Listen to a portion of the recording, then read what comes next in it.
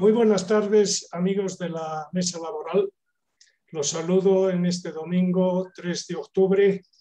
Comienza el último trimestre del año y mantenemos y arrastramos varios problemas que se iniciaron en marzo del año 2020 y que han repercutido sobre una serie de ámbitos de la vida nacional y social. Como es usual en este diálogo de la Mesa Laboral de los domingos, con espacio de 15 días, participan los miembros de la Mesa Laboral, Gonzalo Crespo, Carlos Derpic y Gonzalo Rodríguez, a quienes doy el más cordial saludo. Nuestro tema de hoy es el salario por hora, sus implicaciones sobre el trabajo de jóvenes y otras personas. Como ustedes saben, en Bolivia la política salarial se establece principalmente con el salario mínimo nacional correspondiente a un mes de trabajo y su correspondiente incremento anual. El salario por hora está contemplado entre el catálogo de remuneraciones en el país y es particularmente apropiado para una serie de circunstancias laborales que permitirían mejorar nuestras condiciones de empleabilidad para mucha gente que no puede cumplir con la jornada de trabajo completa. Y sin embargo de esto, de sus ventajas, también existen problemas para su aplicación plena. De este tema vamos a hablar hoy en esta reunión del diálogo de la Mesa Laboral y voy a darle la palabra en primer lugar a Gonzalo Crespo, que nos va a hacer una presentación general del tema del salario por hora, las consideraciones tanto legales y después vamos a entrar un poco a discutir aplicaciones prácticas y al final recomendaciones sobre la materia. Gonzalo, adelante. Bien, gracias. Muy buenas tardes a todos. El tema de hoy día, si bien parece muy simple, salario por hora, daría la impresión de que se trata simplemente de una forma de cálculo del salario, pero en realidad su implicación va muchísimo más allá y su importancia también. Estamos hablando de que esto denota no una forma, como decía, de cálculo, sino más bien es una forma especial de empleo. Estamos hablando de empleos que podrían ejecutarse o llevarse a cabo en medias jornadas, en horas cortas, etc. Y si mantenemos, nos mantenemos enfocados en que el objetivo mayor en realidad es la formalización del empleo en general y de la protección de todos los empleos por las disposiciones de la Ley General de Trabajo, las disposiciones de la Seguridad Social de corto y largo plazo, etc. Por definición en este momento, el trabajo que se desarrolla en jornadas parciales por horas, unas pocas horas por semana o unas pocas horas por día, etcétera, todos estos trabajadores y trabajadoras se hayan excluidos de los beneficios de la Ley General de Trabajo en casi su generalidad, porque no alcanzan estos trabajadores que realizan estas labores así, no alcanzan el salario mínimo nacional y por eso quedan fuera, ¿no? Ahora, el desarrollo del trabajo por horas, como nos muestra la experiencia en otros países, permite flexibilidad en las condiciones de acceso al trabajo y facilita el lograr un empleo. Particularmente hay dos grupos que pueden beneficiarse del acceso al empleo mediante esta forma, cuando se permite y se puede realizar el trabajo de manera formal de esta manera, ¿no? Es decir, por horas. Y estos son los jóvenes que acceden a primeros empleos o típicamente realizan labores cortas para poder financiar parte de sus estudios, su formación, además de su propia supervivencia, etcétera, ¿no? Y también el empleo de trabajadoras y trabajadores del hogar, ¿no?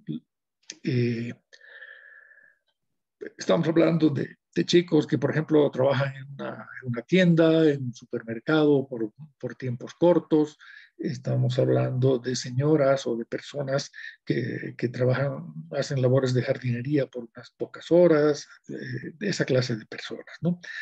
La jurisprudencia en Bolivia nos ha ofrecido algunas soluciones que no son muy difundidas, pero no pueden aplicarse a todos los casos, ¿no? Y en su mayoría todavía las personas que realizan labores por tiempos cortos, diarios o semanales, eh, quedan excluidas de los beneficios de la Ley General de Trabajo en cuanto a la forma de desarrollo y protección de las relaciones laborales y los contratos laborales, y también de las protecciones de la seguridad de corto y largo plazo, ¿no?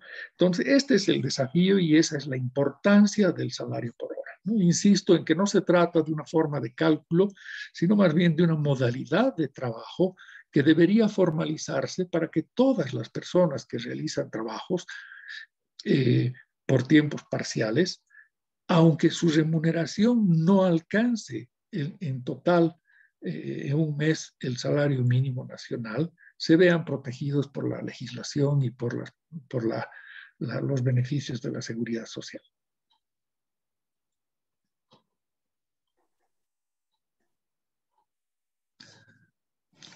Horst, audio.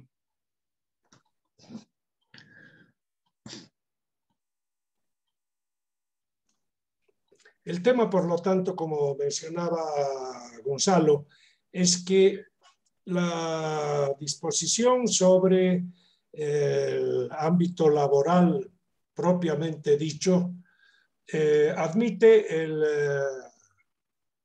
salario por hora y por lo tanto hacer la regla de 3 para saber cuántas horas se han trabajado y en función de eso se obtiene el salario que puede ser, como en muchos sectores, la jornada semanal, el salario mensual o incluso el salario por día.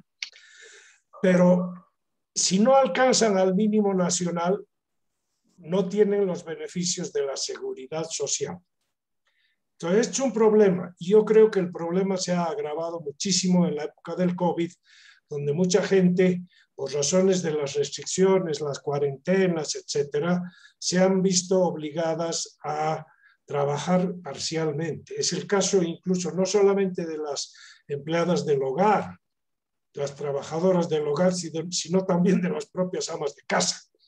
Entonces, veamos esto con un poco más de detalle y tratando de combinar, como siempre, la legislación, la normativa y una orientación a lo que es la justicia, la equidad y el cumplimiento de las disposiciones legales en materia sociolaboral. Carlos. Gracias, Horst. Bueno, yo creo que uno de los problemas es que la legislación laboral, y no es un problema de ahora, la legislación laboral tiene demasiadas normas, a veces contradictorias, incompletas, desordenadas, y esto puede llevar a lo que dice Gonzalo, ¿no? De que los trabajadores por hora se vean, por una parte, fuera del alcance de la seguridad social y por otra, fuera de la Ley General del Trabajo. Yo creo, sin embargo, que hay que hacer un análisis en el siguiente sentido. La Ley General del Trabajo o la legislación laboral en general, la Ley General dispone que la jornada máxima es de 8 horas diarias y 48 semanales. Así es. Esto es clave. Si es jornada máxima, se supone que puede haber jornadas inferiores a esas 8 horas diarias.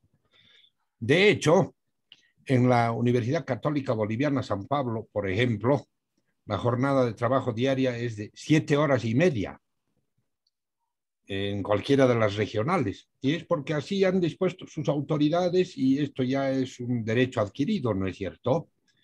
Entonces, si la jornada es máximo 8 horas, puede perfectamente entenderse que habrán trabajadores o empleados que presten sus servicios por menos de ese tiempo. Entonces podríamos ver el medio tiempo, 4 horas, o el cuarto tiempo, 2 horas. O lo que pasa, y se me ocurre señalar como ejemplo, con muchos profesionales que prestan servicios como docentes en universidades privadas, que no son reconocidos como trabajadores en el marco de la Ley General del Trabajo. Suelen firmarse en estas universidades contratos civiles, contratos de consultoría, en algún lugar, no en una universidad, en algún lugar he visto línea de crédito le han hecho firmar a un trabajador. Era alguien que iba a vender productos y para encubrir la relación laboral, línea de crédito. Entonces, ¿qué es lo que se dice, por ejemplo, de un docente a tiempo horario en una universidad? Es que no es exclusiva su prestación de servicios. Él se dedica a otras cosas durante el día. Pero el tema no es que sea exclusivo o no, sino que la relación entre la universidad privada o el empleador, diremos, el empleador y el docente, reúna las características de la relación laboral. Cuenta ajena, subordinación, dependencia a cambio de una remuneración. Si esto es así, no veo yo cómo perderse y decir que no es una relación de orden laboral y que, por tanto, la Ley General del Trabajo no alcanza con sus disposiciones a este tipo de personas que prestan estos servicios. Otro caso es una combinación entre dos cosas que son diferentes, creo yo. La pasantía y la jornada o el salario por hora. Hay muchos profesionales jóvenes o estudiantes que están en últimos cursos que tienen oportunidad de prestar sus servicios para aprender más acerca de su profesión en el marco de una pasantía. Pero la pasantía, aunque no hay unas normas muy desarrolladas al respecto, tienen unas características, que haya un convenio entre la entidad educativa y la entidad donde va a ir a hacer la pasantía el estudiante, que haya un supervisor de la universidad y otro de la entidad. Tratándose de pasantía, la figura es diferente. Puede entenderse que no haya remuneración, puede entenderse que ni siquiera le den un estipendio para el transporte, pero a veces hay otros casos de profesionales jóvenes o de estudiantes que van a trabajar 2 horas al día, por decir, y probablemente durante 3 días a la semana, y no gozan de ningún beneficio de la legislación laboral y de la legislación de seguridad social. Entonces, probablemente, aunque esto vamos a verlo con más detalle en las recomendaciones, haya que pensar en medidas para superar este problema. Gracias, Carlos.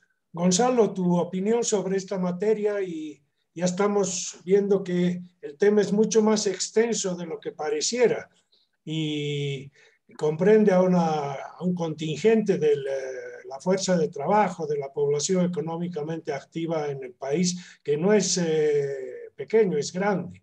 ¿Cuál es tu opinión?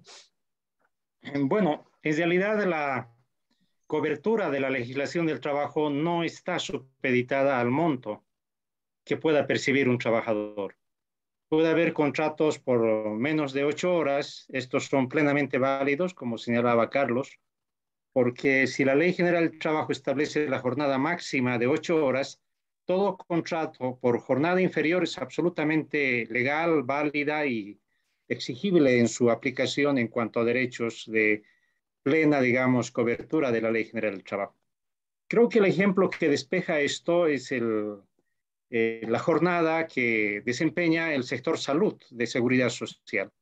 Profesionales médicos, enfermeras, nutricionistas, biotecnólogos, bioquímicos, etcétera, una larga lista de profesionales asalariados de la seguridad social que trabajan 6 horas, esa es su jornada sectorial, y están dentro de la Ley General del Trabajo. Consiguientemente, no es tanto que sea 8 horas que cumplan para estar en la Ley General del Trabajo, ¿no? Ahora bien, se podría también concluir de que quienes trabajan 8 horas debieran estar automáticamente en la Ley General del Trabajo. Lamentablemente no es así, rompiendo el principio de universalidad de derechos, ¿no? Es inconcebible, por ejemplo, que todo el sector salud que trabaja para el Ministerio de Salud, no esté en la Ley General del Trabajo.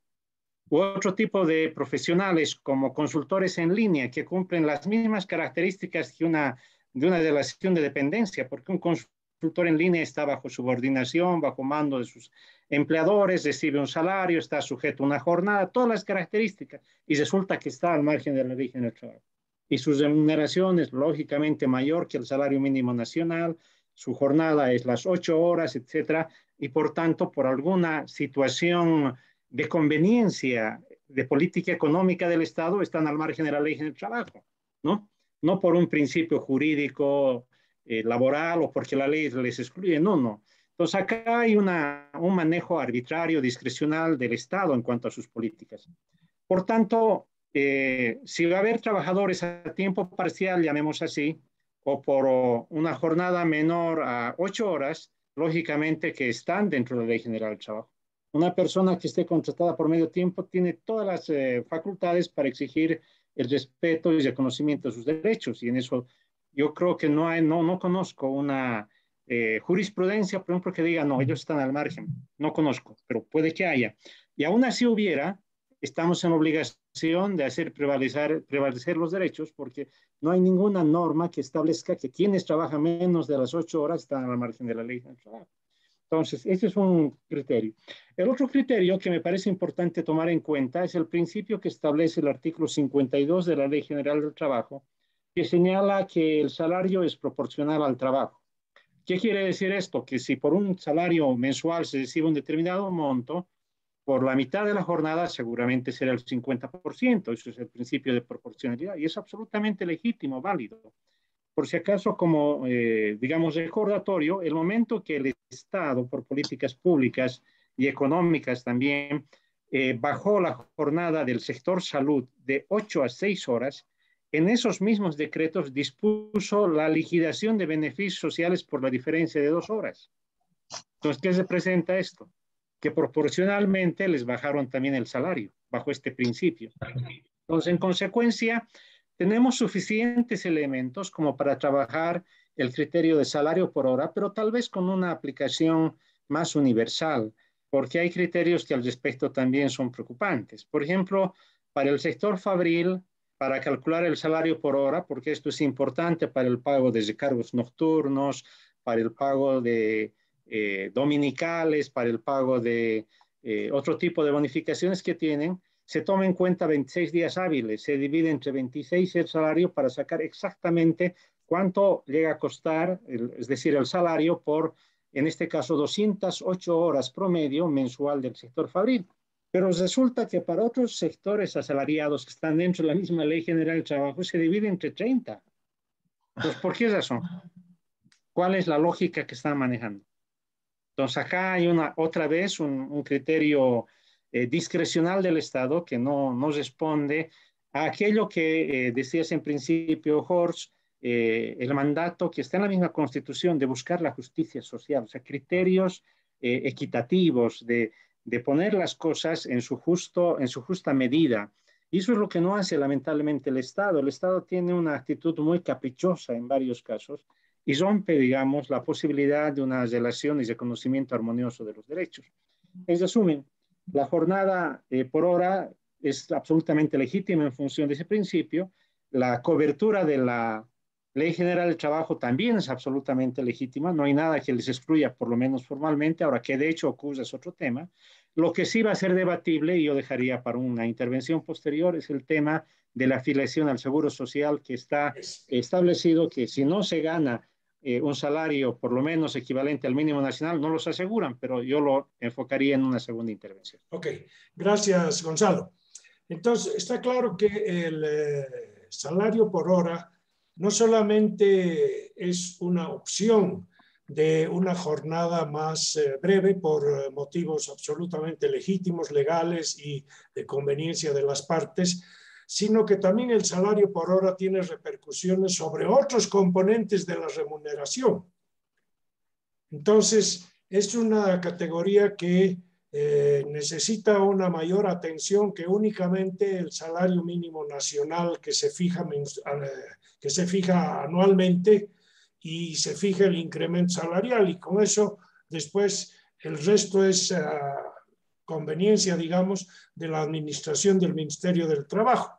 Entonces, veamos otros casos, Gonzalo. Seguramente tú que estás en el sector salud tienes más elementos para ver cómo se puede abordar de una manera más ecuánime, más correcta, más equitativa y justiciera el tema del salario por hora y sus implicaciones. Adelante. Bueno, Gonzalo, en este caso, ya, dale, ya estás. En este caso, pondríamos el ejemplo otra vez del sector salud, donde está admitido legalmente la jornada de medio tiempo. O sea, hay profesionales de salud que trabajan medio tiempo. Su jornada sectorial es 6 horas, por tanto, medio tiempo es 3 horas. Y al estar trabajando 3 horas, están también protegidos por la Ley General del Trabajo. O sea, me refiero al sector salud de seguridad social. Están al mismo tiempo asegurados en el mismo seguro de la seguridad social. Entonces, si esto ocurre con ellos, ¿por qué no va a ocurrir con el resto? Entonces, acá parece haber que hay una actitud, digamos, de omisión o negligencia del Estado para excluir a otros sectores sociales. Debiéramos tomar más bien el ejemplo del sector salud, que por la práctica concreta del tipo de actividad que tienen, está permitida la jornada parcial de 3 horas diarias, con seguro social, con Ley General del Trabajo, y ¿por qué no para el resto? Entonces tuviéramos que más bien colocarnos, diríamos, a tono con esa vanguardia, ¿no? Ahora, lógicamente que hay un problema, sin embargo, en cuanto al seguro social para quienes, según la Caja, según el reglamento del Código de Seguridad Social, si es que no habría un monto mínimo de aporte, no podrían cubrir los servicios que prestan, ¿no? Porque estamos hablando que el sector profesional de medio tiempo, de 3 horas diarias, sin duda tienen un salario equivalente o mayor al mínimo nacional. Pero resulta que en otros sectores laborales estaríamos hablando del 50% del mínimo nacional, y ahí viene el tema de sostenibilidad de los costos de los servicios que presta la Caja. Pero frente a esto, tuviera que el Estado asumir un compromiso, porque si estas personas no logran ser aseguradas en la caja respectiva, van a tener que ir al SUS y le cuesta al Estado. El Estado tiene la obligación de cubrir esos servicios de salud. ¿Y por qué no hacerlo como una especie de compensación de aporte estatal para compensar esa diferencia y hacer que se aseguren a la seguridad social? Eso tiene una ventaja muy significativa, porque en el SUS, por ejemplo, la prestación es más limitada, la cantidad de servicios que otorga es mucho más limitada, la cantidad de medicación es absolutamente más limitada, y más grave aún, mientras esté enferma la persona trabajadora en el SUS, no tiene baja médica, pierde su ingreso, se complica la vida económica de su familia, es realmente un drama. En cambio, si está en la caja de salud, va a tener todas las prestaciones en su conjunto y va a tener el subsidio para que su salario se mantenga. Entonces, ¿por qué no darle esa oportunidad de seguridad social completa, no tan esmiciada como es el SUS? Y en esto el Estado tiene que comprometerse. No olvidemos que la seguridad social surgió en lo que conocemos en Bolivia y también en Europa en su momento, sobre la base del tripartismo, que implicaba el aporte estatal. Y esto es lo que el Estado replegó a propósito de las políticas neoliberales, y tenemos un gobierno de más de 14 años que se proclama antineoliberal, pero no quiere poner un peso, ¿no? Es lo más inconcebible. Pero aquí se podría trabajar en esta perspectiva de compensación del Estado para que todos tengan su afiliación a la caja de salud respectiva. Claro. Comentarios sobre esto, Gonzalo Crespo. Bien. A ver, en los casos, como bien decía Gonzalo, en el sector salud, por ejemplo, cuando hay jornadas de 3 horas o de medio tiempo, pero se supera el mínimo nacional, no existe ningún problema, ¿verdad? En realidad no tenemos problema en eso. El problema está cuando el salario por hora acumulado en el mes no alcanza un monto equivalente o superior a un salario mínimo nacional. Y ese es el problema. Y ese es el caso típico de las trabajadoras del hogar, que es lo que me gustaría que veamos ahora en cuanto a sus incongruencias y todo esto. A ver, nos remontaremos a la ley 2450 de 9 de abril de 2003, promulgada por Gonzalo Sánchez de Lozada, que es la primera ley que trata el tema de la regulación del trabajo asalariado del hogar, ¿no? Entonces, esta ley nos dice en cuanto a la remuneración, que el trabajo asalariado puede ser por jornada completa y define cuál es la jornada completa en este caso, en este particular de trabajo, pero el artículo 14 nos dice que el trabajo por medio tiempo será cubierto con la mitad del salario mínimo nacional. Entonces ya tenemos aquí claramente que sí se prevé el salario por medio tiempo, por horas, ¿no? Después dice, los trabajos por labor específica, ciertas horas de trabajo o algunos días de la semana deben tomar como referencia de factor de cálculo el salario mínimo nacional. Entonces, claramente está prevista en la ley 2450 que regula el trabajo asalariado del hogar, la posibilidad de realizar jornadas parciales o por horas, ¿no? Pero lo interesante es que además el artículo 9 de la misma ley 2450 ordena, ni siquiera sugiere o da lugar a duda, sino que ordena y dice que el trabajo asalariado del hogar está sujeto a la afiliación, además indica clara y específicamente a la Caja Nacional de Salud, no a otro ente gestor de salud, para cuyos efectos se realizarán los aportes y descuentos correspondientes de conformidad a lo dispuesto por el Código de Seguridad Social que rige la materia, ¿no? Entonces está clarísimo quién es el actor, cómo es, etcétera. Si el artículo anterior, el que hemos visto, el 14, nos habla de remuneración para tiempos parciales y el artículo 9 dice, sin exclusiones ni limitaciones, que habrá afiliación a la Caja Nacional, quiere decir que la Caja está obligada a afiliar a todo el mundo sin importar la remuneración y sin importar el número de horas. Bien. Pero como todo lo que viene ocurriendo, hace unos pocos días se pone en vigencia, el 28 de septiembre, el reglamento de la ley 2450, mediante el decreto 4589, ampliamente publicitado y con loas, con autoalabanza de parte del presidente de la República, que tantos años después reglamenta la ley 2450 y dice claramente el decreto que su objeto es la reglamentación de esta ley de 2450 de Gonzalo Sánchez de Lozada, ¿no? Y nos dice en el artículo 4, que es relativo al registro de la empleadora o el empleador, además de que establece un procedimiento súper tedioso para esta clase de trabajo, ¿no? Dice, toda empleadora o empleador que tenga bajo su dependencia a una trabajadora o trabajador asalariado del hogar que perciba un salario mayor o igual al salario mínimo nacional, debe registrarse ante la Caja Nacional de Salud.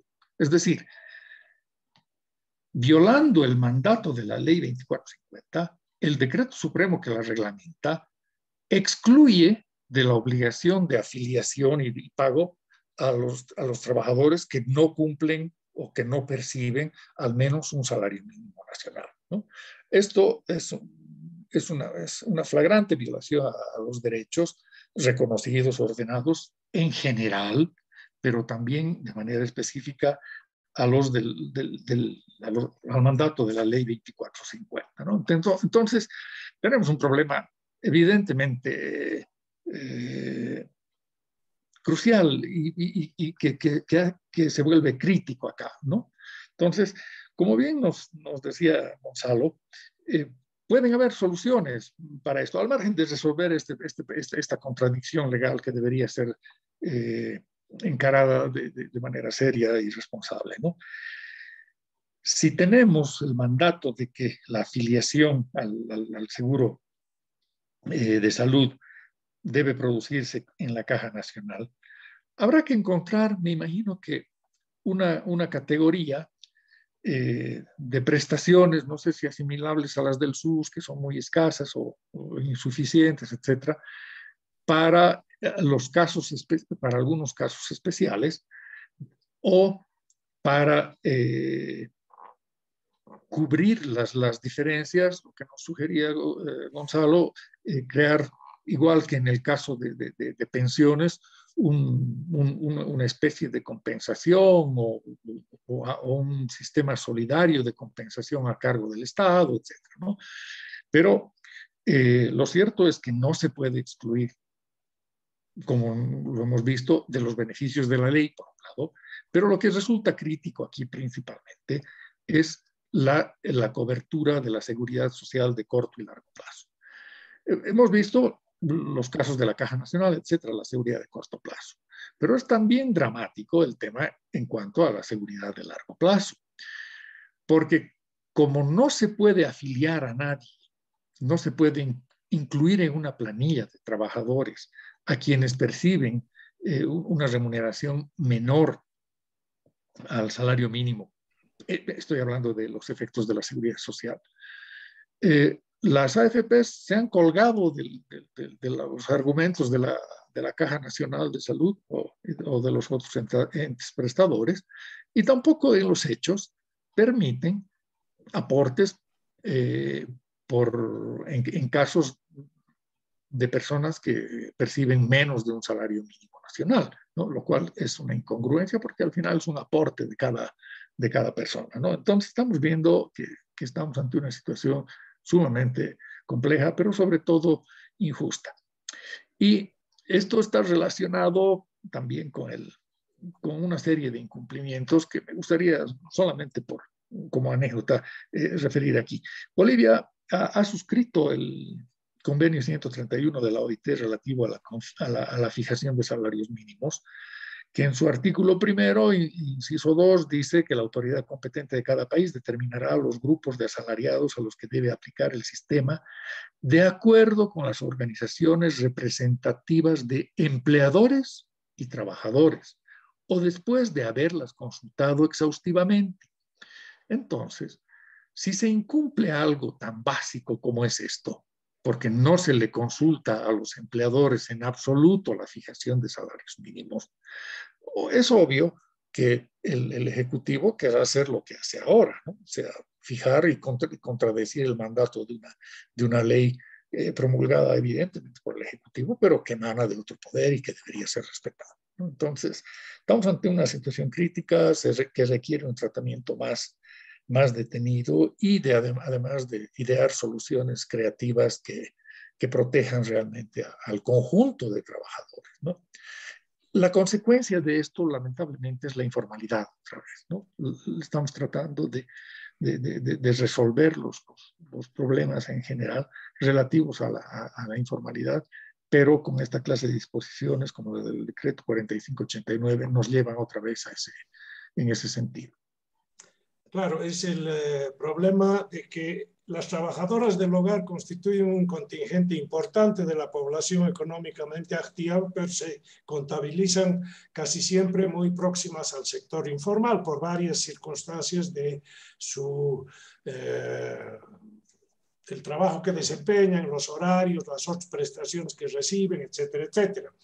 Entonces, aquí hay un dilema complicado, porque al mismo tiempo que se necesita una disposición que las proteja, sobre todo en el largo plazo, que no las excluya de la posibilidad de tener acceso a la salud y a las pensiones, a las jubilaciones, el gobierno maneja el tema con una clara orientación clientelista. Generar beneficios para obtener votos. Entonces, esto es lo que nos complica en el último tiempo en el país, la racionalización y la búsqueda de ir paulatinamente a una mayor formalización, a una mayor justicia social y a una igualación como debe ser, que a igual trabajo, igual remuneración, que la remuneración debe cubrir adecuadamente las necesidades del trabajador, etc. Carlos, tus comentarios, Carlos Terpe. Sí, creo que Gonzalo Crespo y Gonzalo Rodríguez han ilustrado muy bien la situación de lo que pasa en nuestro país respecto a este tema. Yo estaba pensando, ligando esto que estamos hablando ahora con una anterior emisión de la mesa laboral en la que hablamos de los principios y el principio protector del derecho del trabajo. Aquí debiera ponerse en práctica el principio protector del derecho del trabajo en la regla de la norma más favorable. ¿No es cierto? Puede ser, incluso podría ser una resolución ministerial que tenga disposiciones más favorables a los trabajadores, podría aplicarse perfectamente, y en los casos que han mencionado los amigos Gonzalos, es perfectamente aplicable, pero no lo hacen porque, por una parte, ven el tema de la sostenibilidad del seguro a corto plazo, al cual me voy a referir después, pero además por una postura de interpretación exegética de la ley, al estilo de la escuela de la exégesis francesa cuando salió el Código Civil Napoleón. Luis Recasens Sitges, un filósofo del derecho, cuenta una cosa muy interesante en su Tratado de Filosofía del Derecho.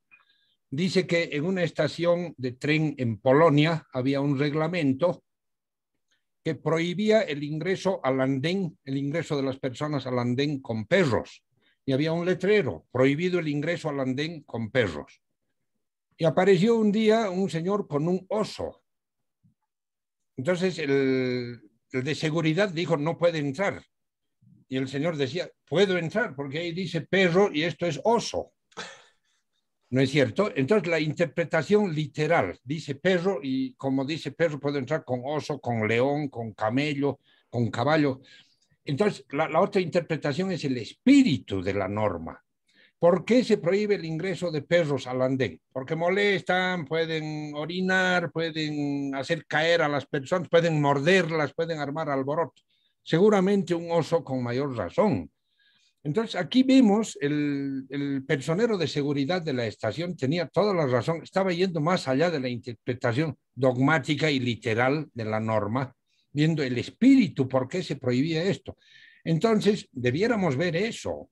Si el espíritu es, en la Constitución, todos tienen derecho a la seguridad social, si en la ley del trabajo asalariado del hogar se permite la afiliación en la Caja Nacional de Salud, si el sector salud tiene esta posibilidad de trabajar 6 horas y se afilia sin mayor problema, ¿por qué no interpretar de esa manera?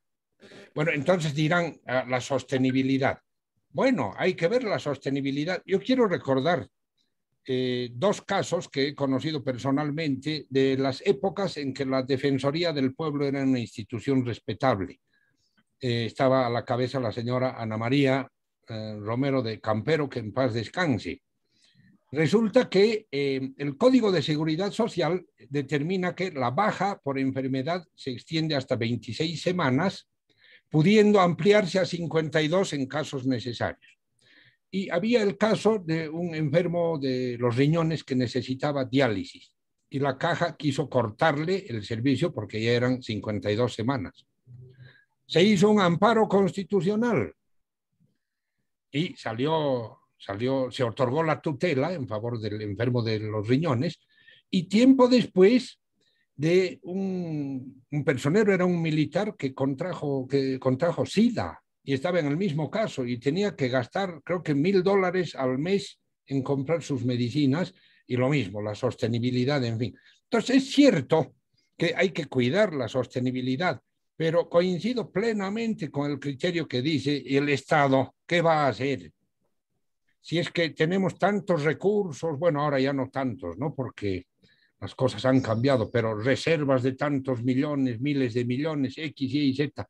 ¿Cómo no pensar en la seguridad social, en un acto de justicia con hombres y mujeres que prestan sus servicios de manera desinteresada, esperando contar con estos beneficios? Realmente, este decreto 4589 que se ha mencionado y varios otros, por ejemplo, esta ley de devolución de aportes, de la que no tenemos que hablar ahora, son normas demagógicas. Aquí está, les estamos dando lo que nadie les dio, pero en realidad no les están dando nada. Habría que terminar con esto también. Gracias. Gracias, Carlos. Bueno, entonces no sé si quieren redondear todavía algún comentario sobre esta cuestión que coloca un dilema que parece que es el que sobredetermina las disposiciones legales. la disponibilidad financiera de la caja o de la seguridad social de corto y largo plazo para cumplir las prestaciones a las cuales está obligada, llámese en especie de medicinas, en el caso de las pensiones, cubrir las jubilaciones, etcétera, y los derechos de los ciudadanos que han cumplido con sus obligaciones de los aportes correspondientes proporcionales a sus remuneraciones.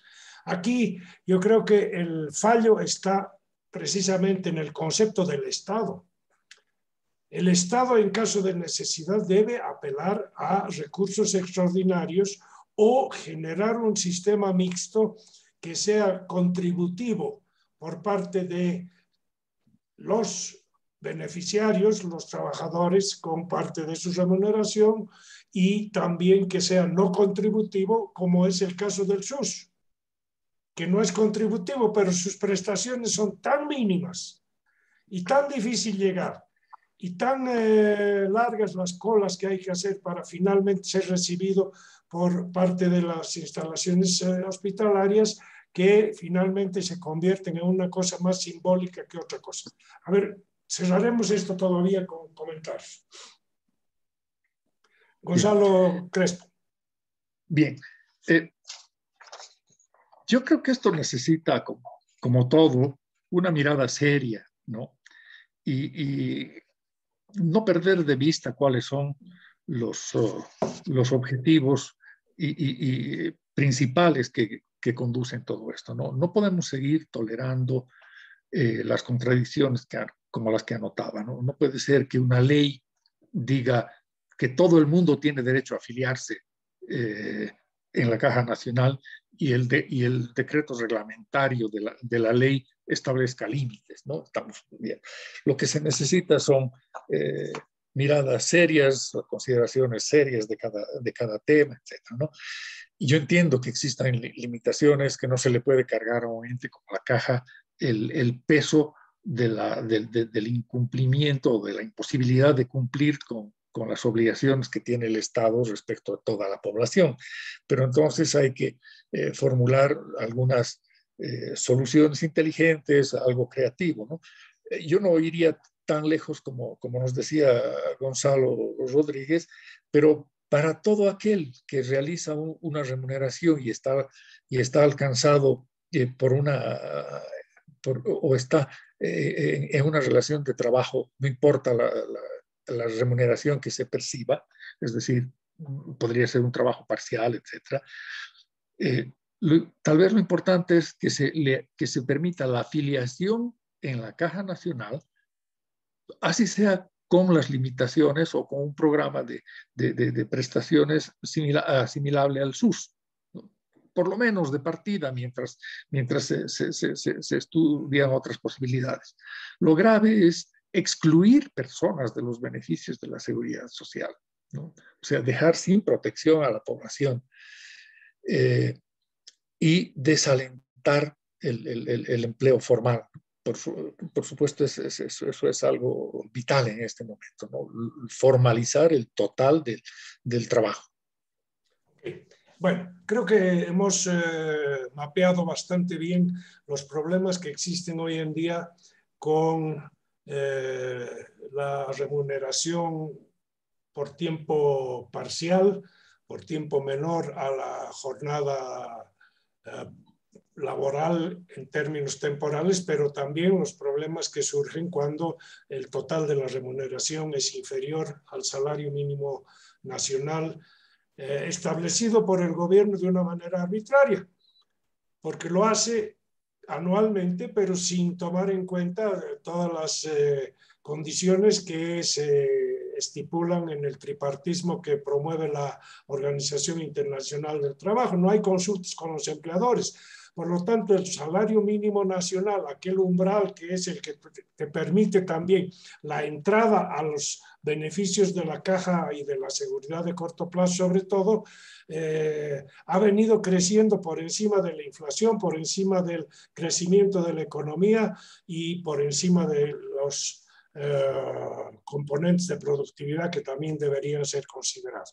Entonces, el Estado tiene una palanca para subir ese umbral que permite el ingreso a la seguridad social y deja por fuera en materia de seguridad a un contingente no menor de los trabajadores.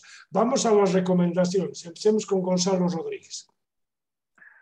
Gracias, Jorge. Yo creo que hay que exigir que se aplique la universalidad de los derechos, porque en definitiva, no por factores de nivel de ingreso o cantidad de horas trabajadas se puede excluir a las personas de la seguridad social o de algún otro derecho que proviene de la Ley General del Trabajo.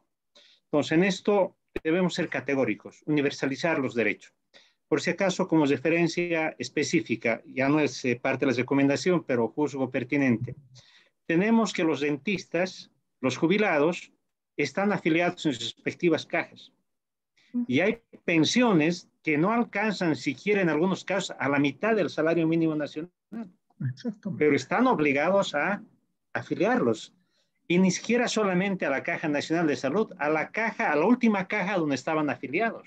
Puede haber la caja petrolera, la caja bancaria donde estaban afiliados. Entonces, si para ellos hay ese derecho, ¿cómo no va a haber el derecho para el resto? Entonces, aquí viene otra vez el refuerzo, ¿no? Universalidad de derechos, y no puede ser que haya discriminación, como en este caso se está viendo en el decreto reglamentario de la Ley del Trabajo del Hogar. Ok. Carlos. Sí, yo tengo un par de recomendaciones, pero quería comentar algo que me olvidé. En Potosí, en un seguro, el gerente se niega a que los médicos y el personal de salud trabajen las 6 horas que están dispuestos por ley. Entonces, ahí surge a partir de este hecho una recomendación. Yo creo que puede tocarnos a nosotros como abogados algún caso de estos. Podría ser, estoy pensando, que una ONG contrate a alguien por medio tiempo con 2.000 bolivianos de sueldo. No pueden afiliarlo en la caja, no quieren. Creo que ahí, como abogados, deberíamos intentar una respuesta por escrito de la negativa o intentar una acción de cumplimiento, lo que esté a nuestro alcance. Y me parece que sería interesante plantearnos como mesa laboral la posibilidad de una acción de inconstitucionalidad del decreto reglamentario del Código de Seguridad Social en la norma esa del salario mínimo nacional para afiliar a una persona. Yo creo que felizmente no hay parlamentarios de un solo partido, hay de 3 y por lo menos de 2 de esos partidos o de esas agrupaciones, de esas alianzas, estarían interesados en intentar una acción de inconstitucionalidad porque hay los elementos suficientes para buscar y obtener una victoria, digamos, en el Tribunal Constitucional Plurinacional. Y lo otro que yo recomendaría es que, además de estos programas que de la mesa laboral, pudiéramos ver otras maneras de difundir estos derechos, no sé, artículos de prensa tal vez, o unas publicaciones en Facebook. Ahora hay muchas más posibilidades que antes, de modo que la gente tome conocimiento de esto, tome conciencia del problema que significa y puedan eventualmente contribuir y cooperar para que se revierta esta situación de tremenda injusticia que vivimos en este tema. Muy bien. Gonzalo, adelante. Bien, gracias. Bueno, yo insisto en lo que había manifestado antes, pero en el caso específico del decreto 4589 de reglamentación de la ley 2450 relativa al trabajo asalariado del hogar, yo creo que es urgente promover de alguna manera acusar los defectos y contradicciones de este decreto 4589 y hacerlo con la organización que existe de trabajadoras del hogar, ¿no? Que lamentablemente han sido utilizadas, ahí estaban presentes algunos de sus dirigentes recibiendo complacidas el regalo que les daba el presidente Arce Catacora, ¿no? Habrá que denunciar eso de manera específica en un primer momento. Muy bien, muchísimas gracias. Creo que hemos tocado un tema importante y yo señalaría lo siguiente. Respecto a las posibilidades de mayor conocimiento de la población, a la divulgación y socialización de nuestras propuestas. En primer lugar, la mesa laboral no es un instrumento de la oposición. O sea, nosotros estamos en materia política en un ámbito absolutamente neutral, objetivo, en un ámbito de precautelar la vigencia de la democracia, los derechos humanos y el cumplimiento de todas las libertades y garantías que están consagradas en nuestro orden jurídico. Ahora, ocurre que efectivamente hay un estilo de gobierno, hay una actitud de las autoridades en este momento que obliga a que mucha gente se manifieste en contra. Y no es porque esté per se en una actitud opositora, sino porque está contemplando una injusticia. Y en ese sentido creo que podemos empezar a pensar en algunas cosas que ya hemos considerado.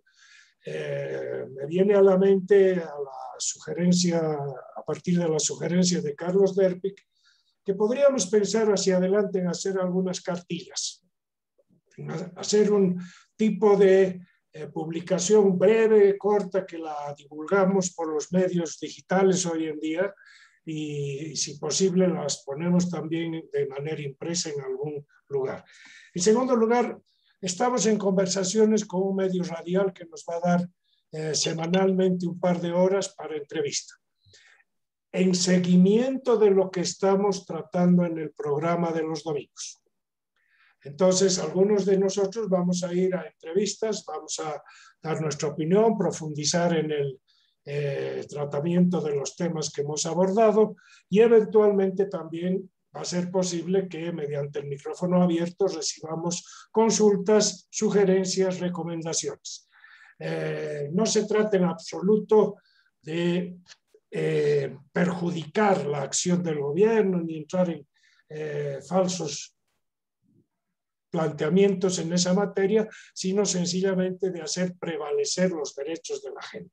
Yo creo que tenemos una trayectoria de aquí a fin de año todavía y después también, en el que vamos a tratar varias de las cuestiones que hoy en día están en materia laboral en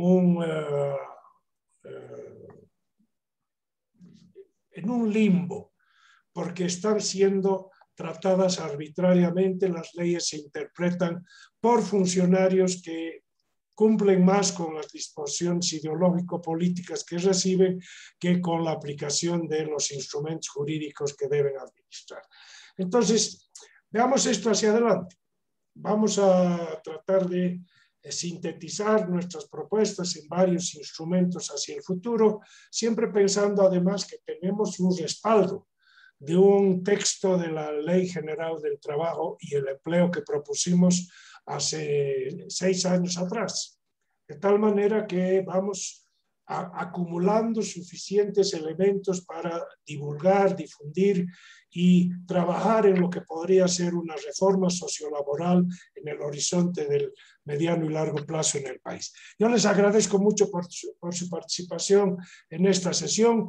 Nos vemos dentro de 2 semanas. Tengan ustedes todavía un buen fin de semana y sobre todo un buen mes de octubre en este camino hacia el fin de año ya. Muchas gracias a ustedes por su participación.